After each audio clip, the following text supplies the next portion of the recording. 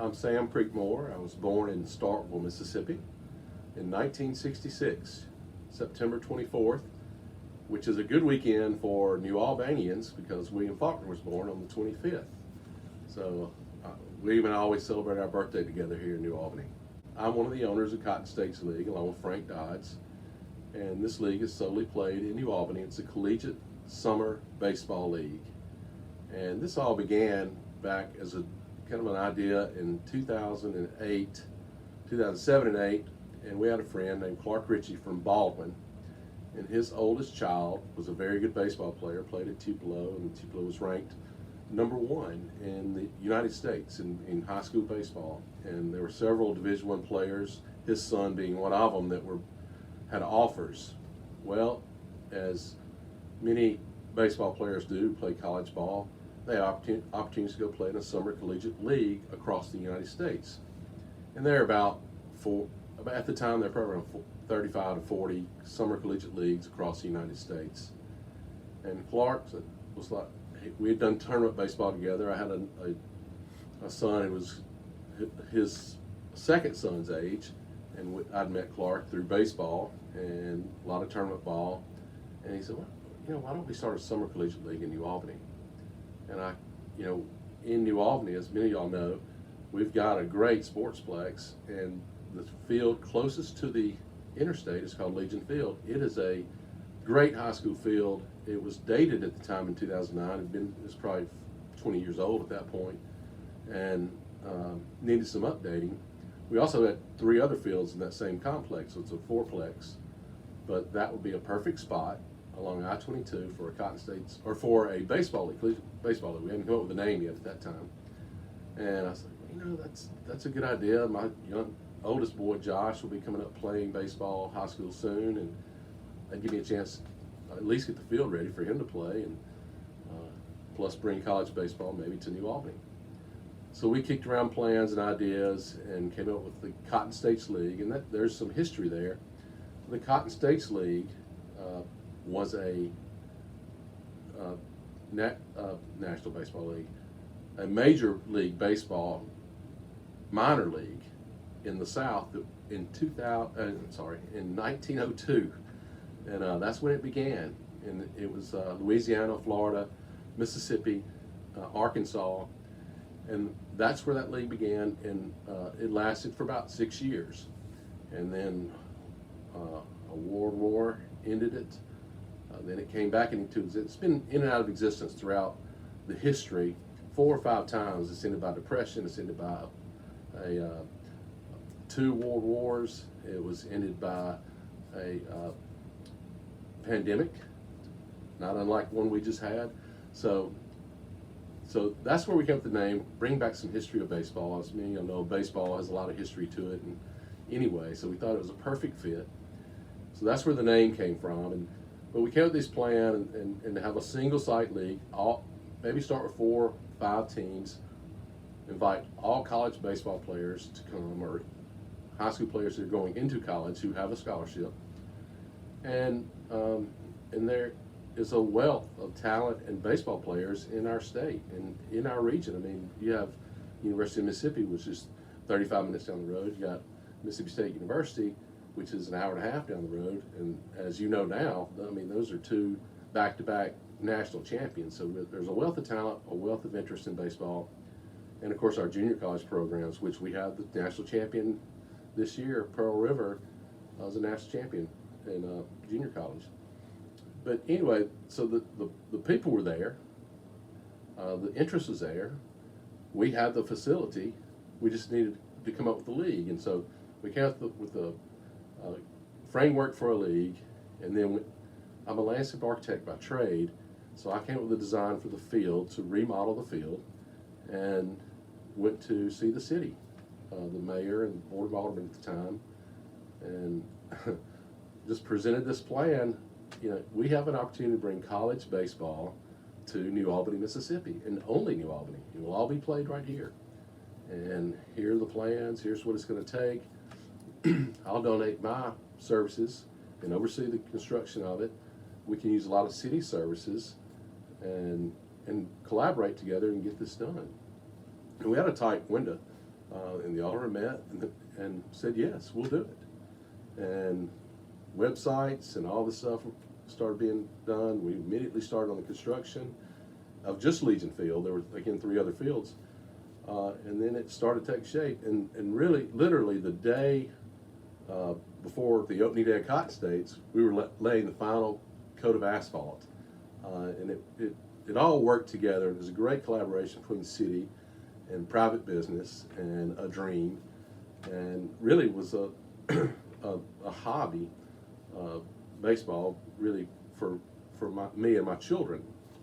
And so Clark and I and Frank Dodds came along, and he was part of this group too. And he has all boys and grew up in they're a baseball family as well. So it was just a great collaboration. And we got the website out, and we went and met with coaches. We met with Mike Bianco, went and met with John Cohen. Just to let them know, we didn't expect them, because a lot of those players will go far away just to experience other areas and regions of the United States, but we're here. If you got somebody in summer school, they need to play ball, they can get their swings in, get their cuts in, and play right here, right down the road.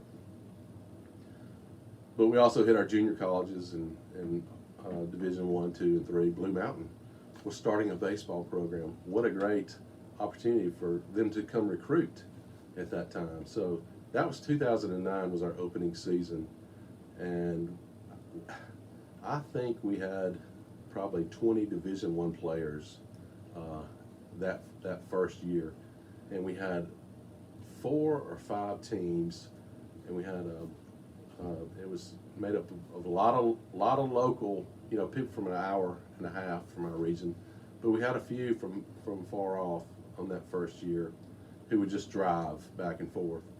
And we played just about every night of the week, which we quickly realized that was not sustainable for us as a hobby to keep doing. But it worked, and it drew a lot of attention, and the players seemed to like it because we could keep it on schedule. They knew where they were going to be, and they could go home, they could work during the day, they could go to school. And so the next year, 2010, it grew more. And we didn't have necessarily the big crowds, but we had a lot of interest in the baseball community throughout the state of Mississippi, or throughout the South, really.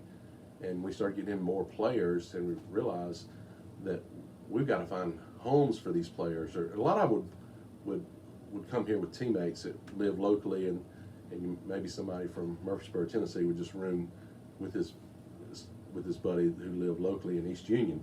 And we had a lot of that. We also had to look for some host homes.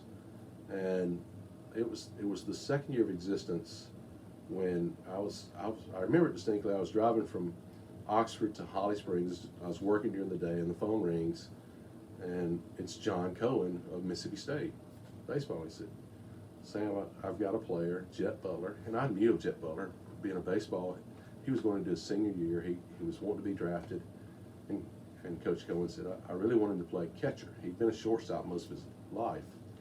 But do you think you could put him on a team and let him play catcher and learn that trade? I said, Coach Cohen, whatever you want. You send Jet Butler to our league. He can live with me and our family, and we'll let him play catcher. So, when I get home, and I couldn't wait to tell my family this, because Josh and Lewis being my youngest, they both love Mississippi State baseball. I said, y'all aren't going to believe this, but Jet Butler's getting ready to come live with y'all. And Lewis, it was so funny, he said, he's staying in my room. So, and Jet, it was the perfect fit for the perfect, he was the perfect fit for our family. And it was just one of those things that seemed to be meant to be. I mean, immediately hit it off with my family and with Josh and Lewis and Callie, and we can talk about that later. But that's one of the great dynamics of Cotton States. That these people that come from far away. He's from Florida. They become integrated into our community. They go to church with us. They eat with us. Some work. But Jet was the first one to kind of set the tone and really let me know we're doing something good for people, good for these players, and good for our community. So that kind of got things started with people coming from further away. And that year we had, I think we had 6 teams in 2010. But it continued to grow. We continued to get more players from further away, and that really comes, baseball is a pretty tight-knit community, especially in the South, because of all the tournaments and all the showcases, and now all the summer collegiate leagues. These guys get to know each other, and when they go back to their schools, they may tell their roommate or their buddy, "Hey, go play in Cotton State's league. It's a great experience. I know the Dodge or the Creekmores, and they'll set you up." And so it just kind of began to explode like that, and has grown. The biggest, it grew every year, and then COVID hit, and a lot of the leagues shut down, and the city was able to, you're gonna have to do some things, guidelines, but we want you to keep playing, which we were thankful. That was the biggest it's ever been, and I think we had 12 college teams. These teams are made up of 18 people. So that's a lot of people in New Albany, college baseball players with a lot of games. We've modified this over the years. We don't play during the week so much and play mostly on the weekends. And the kids, the players, they're not kids, but really seem to appreciate that. They can go to school, they can have a job, they can live in Hattiesburg. We've had several Southern Mississippi players, especially like a pitcher. We had a pitcher from New Orleans. He would just drive up for the weekend, stay with his teammates, and go back and go home to work. So our model has evolved, and it's been a lot of fun. It's a lot of work. We have since probably year 2, year 3, we brought in a radio game of the week. Then Max South Sports got interested, and they would start filming on television a game of the week. And now we live stream 2 of the fields. So people from their parents from California who have a kid playing, that they can watch the game. So it's really grown. Social media's helped. But to give you an example, and again, we're talking about all games are played right here in New Albany. We've actually used 2 fields now for college, both in that stuff. We have the Legion Field and then what's called the Pony Field next to it. We've modified it some for a college game, and so we can play 2 games at the same time. And but just to put things in perspective, from 2009 to the present day, we played over 900 college baseball games in New Albany, Mississippi, and that's a lot of college baseball, and we've seen a lot of talent. One of the neat stories, Braylon Skinner, and in 2018, played in the Cotton States Baseball League. He was transferring to Mississippi State, and he stood out in Cotton States, but to me, he wasn't just the best player ever, but he was really good. And Braylon was a Mississippi State transfer. That next year, if I got my years right, Braylon was a pivotal, crucial member of the team that helped Mississippi State win. As a matter of fact, he stole second, and then on the next got a base hit to get home to keep Mississippi State's, I think it's the next to last semifinal game in the College World Series. And all us Cotton States guys were like, "Hey, that's our guy. That's Braylon Skinner from the Cotton State." So, so many moments like that we're so proud of, and especially in the baseball community, they know, and I'll tell you a little bit about our model. Our coaches, when we pay our coaches, they recruit these players. Anybody can sign up. It's on the World Wide Web, and we get tons of applications, and one of the qualifications is you have to be a college baseball player. We've since expanded that to you have to be a prospect and or a college player, and then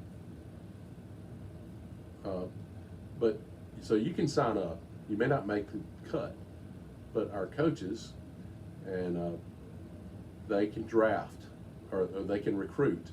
So they'll call, and they've all got relationships through former players or through their current players or through coaches in the college baseball world. And you got any kids interested in coming south to New Albany, or some of the little kids, would you be interested in playing with my team?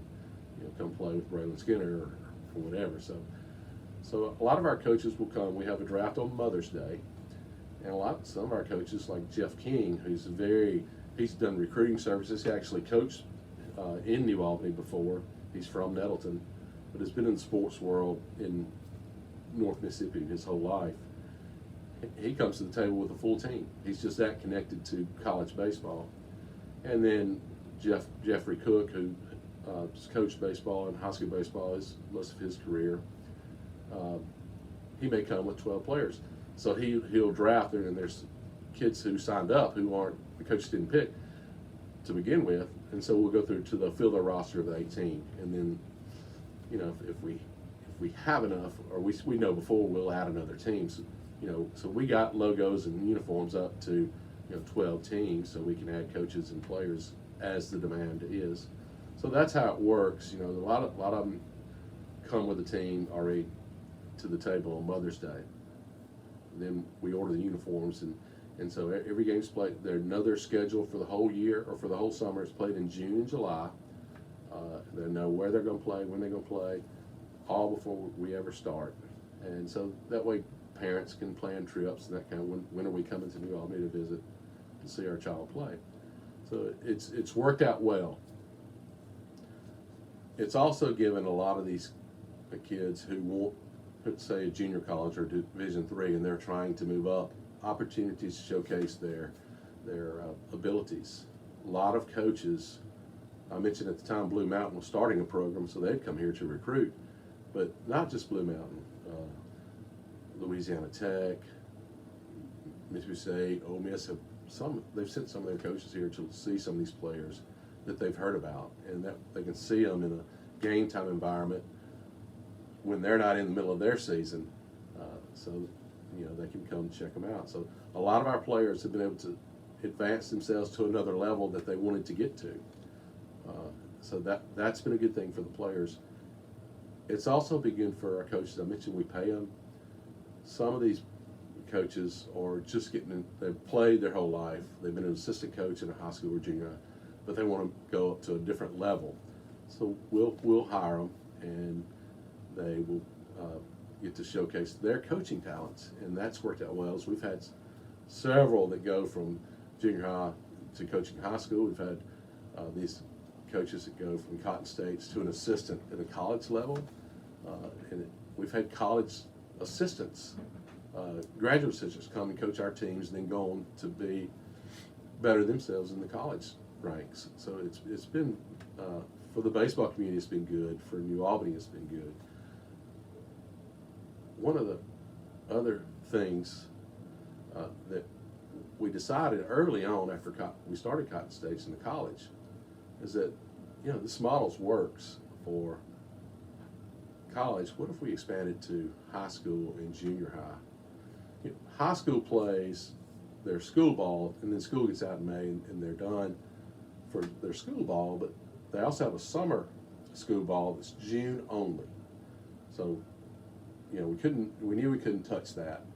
So we said, why don't we have a July league just for the month of July for high school? We'll set it up the same way, pay coaches, have a draft, let players sign up. So we started that probably 2010 or 11, and it worked. All of a sudden, especially a lot of the younger players who, like at a Tupelo, it's just tough to break the lineup until you're a junior, senior, or even in New Albany. So a lot of the freshmen and sophomores don't get a lot of playing time, game time. They get practice time. So in the high school league in the Cotton States, everybody's going to play. We're going to limit the roster to 12, and you'll get the same amount of playing time.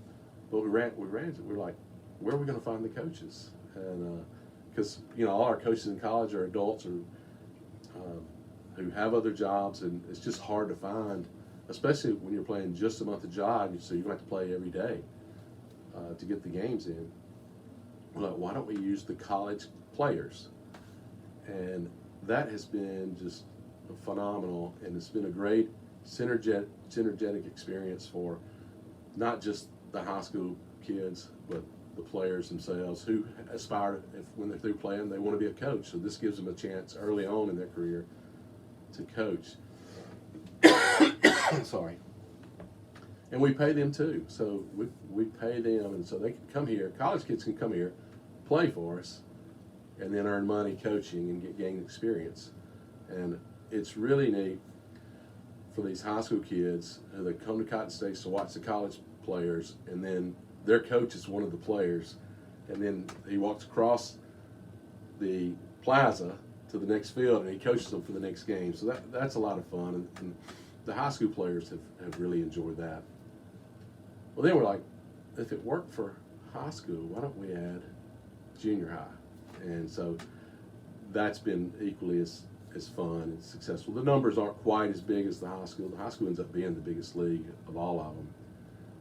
But it's been a lot of fun for the college kids, high school kids, and junior high all to intermingle. And you know, you think, well, he's a college, back to Brandon Skinner or a Jet Butler or a local Brandon Woodruff who played in Cotton States, is one of the best pitchers in baseball right now.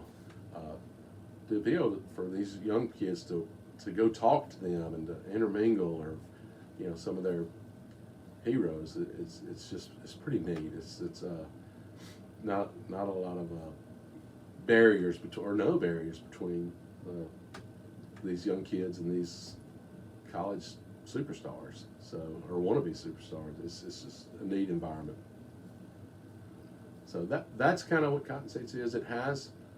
We have extended, college plays from June to July, high school and junior high, July only, and then we added a fall league for high schools, and it's more upperclassmen, because a lot of times they'll play in June and then they'll take July off, and then we'll pick back up for the fall league, which starts in September and goes to the end September, October, part of November, and it's just played on Sundays.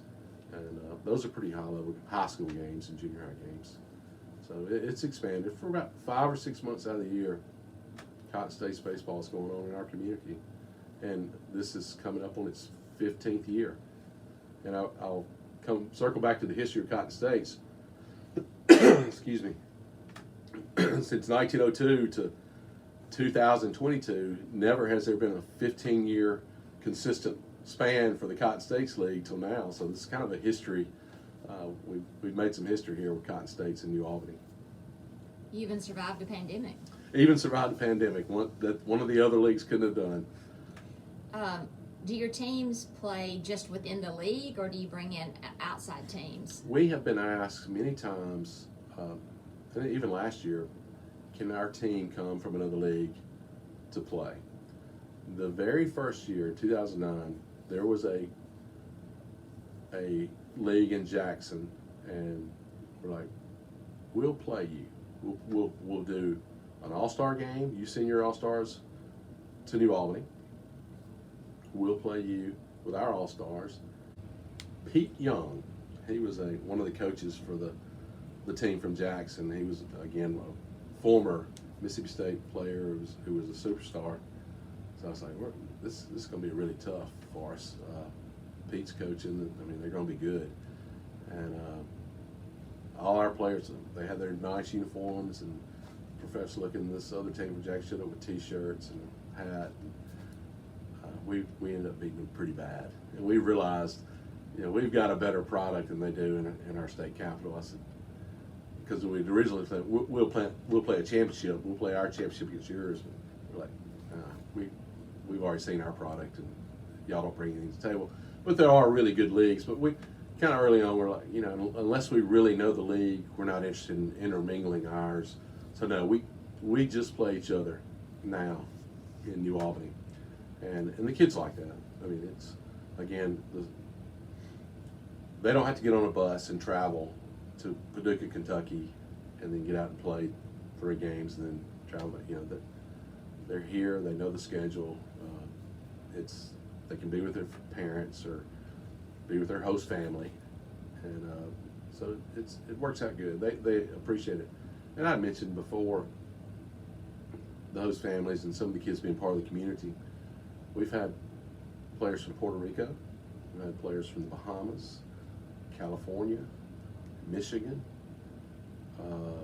Illinois, of course, everywhere in the South, from Texas to Georgia and North Carolina and Florida.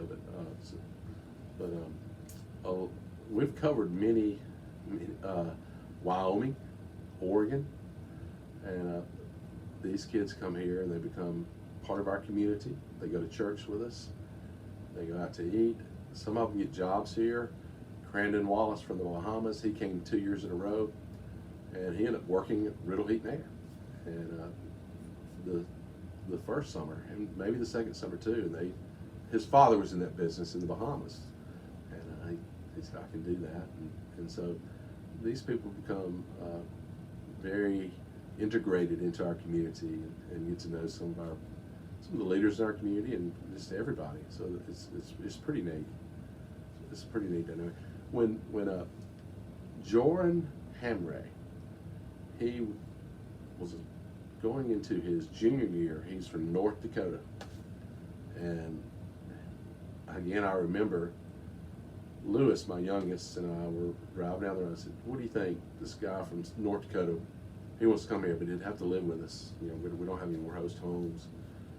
He said, "Call him, let's talk to him." And so we called him, and George said, "Yeah, I want to come." Just with his North Dakota accent, which I cannot do, but it was, he's from a small town, much smaller than New Albany, but he said, I'd love to come meet you, Lewis. I'd love to play ball with you and play in the South. I've heard about the great baseball in the South. He played football too. It was a dual sport at his university. And Lewis was like, "Daddy, we got to invite him." So I guess, so we did, and he was the last host player we had.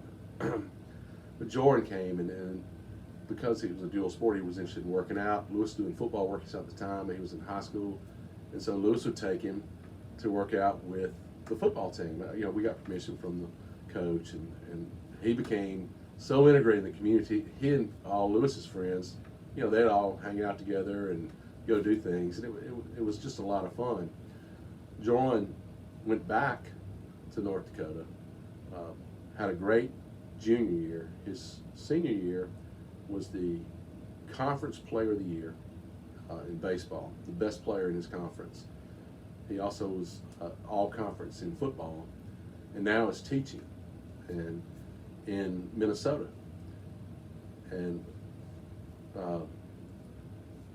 we recently did some legislation that teacher pay raise, that kind of thing, and the state of Mississippi. Well, Joran calls me and says, we're not gonna believe this, but we're studying y'all's legislation in North Dakota on how to handle the teacher pay raise and the framework and how y'all did it. And I said, well, that's great, Jordan. He said, by the way, you got to tell Lewis he's got to come visit me. And so that summer, Lewis flew out and hung out with Jordan for a while, and it's just neat. It's all the stories and the people you meet and the experiences you have. You know, I'll describe, especially the people who play. Well, just pretty much everybody wants to be involved with Cotton States. It becomes family. These players, you know, you want to take care of them, you want to help them. We've been to multiple weddings for players that have been here. So it just becomes a really neat part of the community and part of your family. Another aspect of Cotton States that is kind of you know, when you and I were younger, if you wanted to get a job or a part-time job, it seemed to be a lot more available in small town Mississippi in the 80s, and now probably doesn't seem to be as much, but at Cotton States, we employ 75 to 80 people, and they're all part-time, and most of them are high school kids. And it's a great, safe place for, you know, kids who are trying to earn some extra money to come get some work. And you know, that's a lot of people that make this thing work, but it also benefits them too, and they also get to know these people as well. So when I say these people become part of the community, they do, from meeting people in school to adults and elderly. The guy from Michigan lived with Miss Parks in her guest house on Central Avenue when she was living there. So I mean, he would he would mow her yard. That was his rent. He would mow her yard, rake her leaves, weed her flower bed. So I think she really had a good time having him out there, and he enjoyed it too. So it's been fun. It's been what started out as a hobby, and something that I wanted my kids to experience, and now with Lewis, my last one, gone to college and not playing ball anymore. Now it's shifted in my paradigm. It's more of it's still family, but it's become more of a job for me. But I can't see stopping doing it just because it's been a lot of fun. It's still fun. At the very beginning, when we set it up, they gave us a 3 to 5 year period where we're not going to charge you any rent. You've done the renovation. You've helped us do it. We want this to succeed in New Albany. And again, for them to be so cooperative with a government-private venture like this, because you can't. It's hard to just go build a baseball field and start a league, and so many, just like these other leagues. There's probably about 50 of these collegiate baseball leagues now in the United States, but most of them are joint ventures with state government. So after that period, we started paying, I think it's $5,000 a year for the league, but for the city. But the city's always gotten the concessions, and so they've been very easy to work with Cotton States, and I think they benefited from it too. Look, these people come here when they come to watch a game, and as I mentioned, over 900 games, but they don't come for 30 minutes to an hour. They're here for the day, so they're going to eat in our restaurants. They're going to go to Walmart.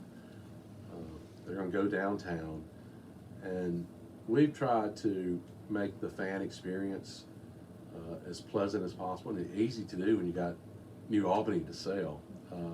We custom design, and this may sound silly, but it just goes to the detail we put into it. We custom design every ticket. There's no tickets that are the same.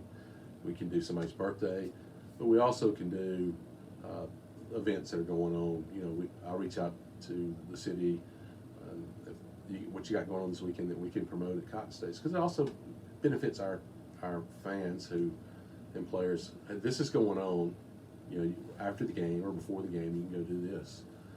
So it's been, I think it's been a great partnership, and we need the city, and I think if Cotton States was to go away, they would miss us. I don't know how much the city really realizes how much tax dollars and stuff comes in, which is fine. I mean, unless you're a baseball person and you come out there, you wouldn't know.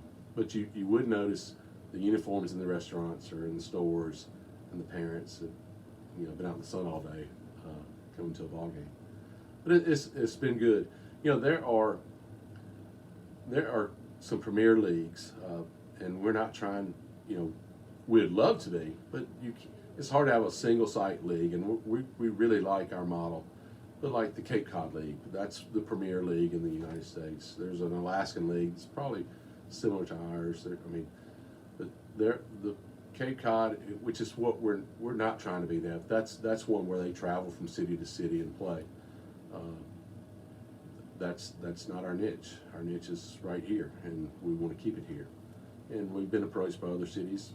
Matter of fact, 2 years ago, Biloxi's mayor came calling and said, "We want Cotton States in Biloxi, and you can play at MGM Park." The same deal that we won't charge you. We'll take the concessions. We can do this. We can make this work. And we started down that road. We built the website, had all the teams. We're involved with the city of Biloxi for a long time because the team names had to be, regionally coordinated and all that tied together. But at the end, we ran out of time. It was taken away from our time here. Let's not do that anymore. Let's stay right here. So You know, there are people that want our product, which is good, but we're happy here. We want to continue to make it better. But the city has been good. Would start out with Johnny Epting as park commission. Now it's with Chase Jeter, and we really appreciate them and their efforts.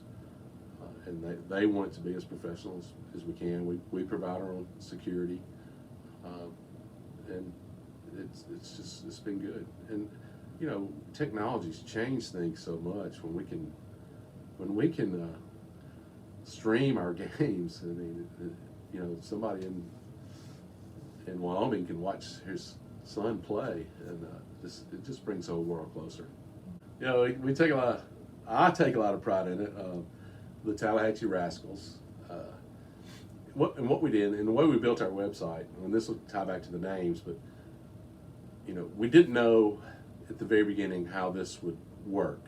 You know, we weren't sold on the single location for all the games. We thought, you know, if this doesn't work, we're going to have to find other cities. So we're gonna set up this model where we have some different cities and then have the name. So, you know, Tallahatchie became New Albany's team, and so it was the Tallahatchie Rascals, and then well, Tupelo being the next spot to go to, so we have the Tupelo Thunder. You know, pretty soon after we realized the single site is working, we didn't drop. We just don't call them by the Tupelo Thunder anymore. But that was the thing. So, but we also want to incorporate some of our history and our geography into this. So we have the Woodall Mountain Lookouts, and on there, and all the logos are custom. But the Woodall Mountain Lookouts, and I should know the elevation, is 361 or something like that. It's the highest point in the state of Mississippi. We put that number on their cap. Well, all the kids hated it. They're like, what does that mean? Well, it's the highest point in the state. No, we want a logo. We don't want a number. So we don't change that. But we have the Woodall Mountain Lookouts. We have the dealers. And the dealers, it's funny how these personalities take on. The dealers have become the bad guys of the league, and that was since day one in 2009. They have black uniforms. Their players play a little bit rougher, and I don't know why that is, but it's continued today. They've probably won more championships than anybody else. They're like the Oakland Raiders of football, you know. It's really funny. The Generals, that's Jeff Cook's team. The Tippa Tribe. The Swamp Monsters, that was my youngest's favorite. The Takapola Swamp Monsters. The Black Prairie Mudcats. This Pickwick Chicks. And if you remember the history of minor league baseball, Memphis had the Memphis Chicks from the Chickasaw Indians, and Bo Jackson actually played for the Memphis Chicks. So we wanted to bring the Chicks back into it, but Pickwick seemed to rhyme with it. So the Grenada Lakers, the Mount Zion Zephyrs. So we have a lot of fun with the names. Great names. I think we've done about 22 of them, but we, you know, if we have 8 college teams, we're going to use those 8 names for the high school and junior high as well, and then add to it from there. So we could use all 22 at one time, but it would be kind of confusing. We like to associate, if you're coaching for the Thunder or you're playing for the college Thunder, we want you to coach the high school Thunder, and it all seems to work better that way. Yeah. So, but we have fun with it.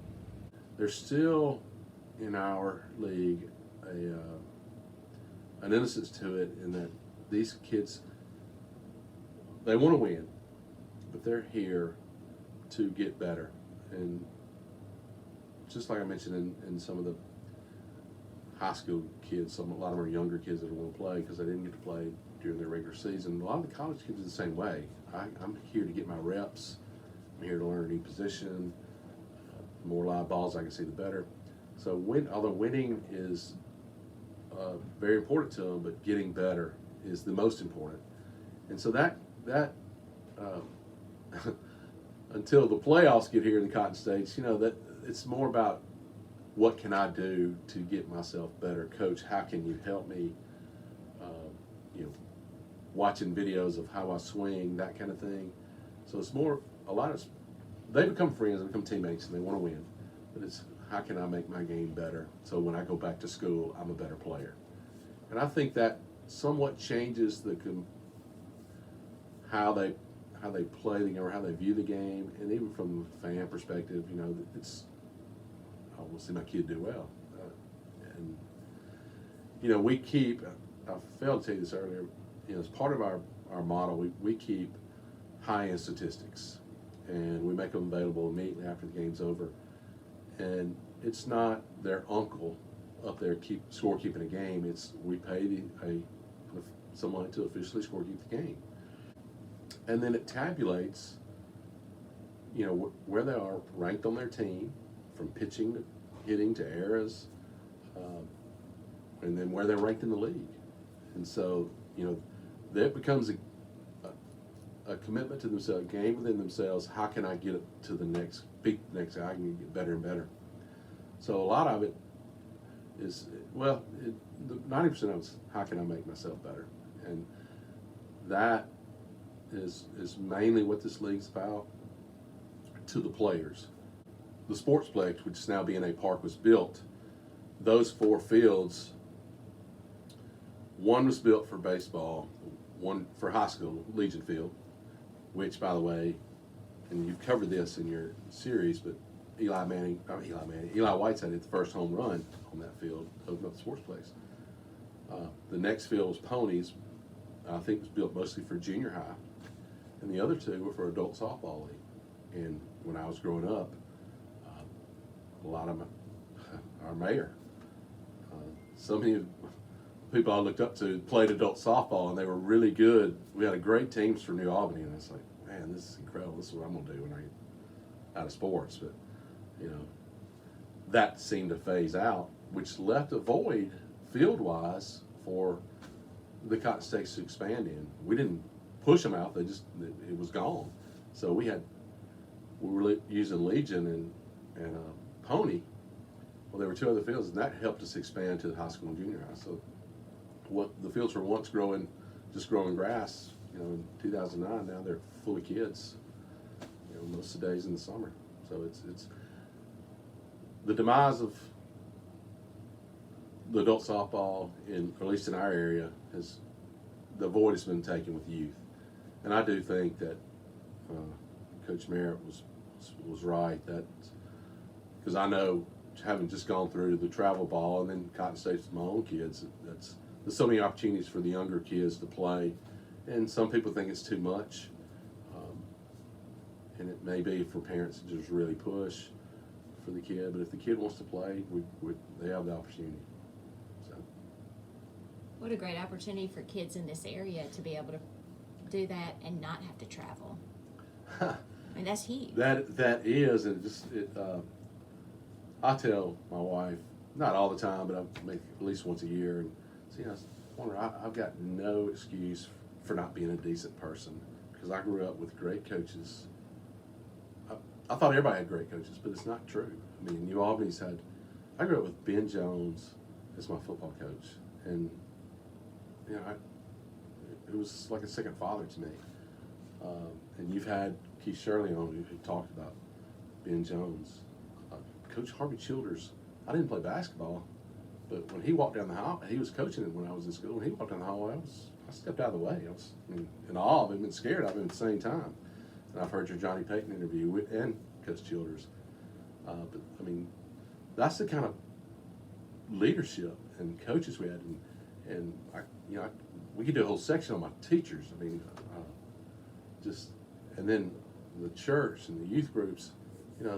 There's no excuse for me, unless I just screw it up myself. I've had great leadership through this community that's helped me to be where I am. I probably should be have done a lot more, but this has been being here and has been a blessing, and hope to be giving back. I hope to be offering the same thing, but that's when I go back.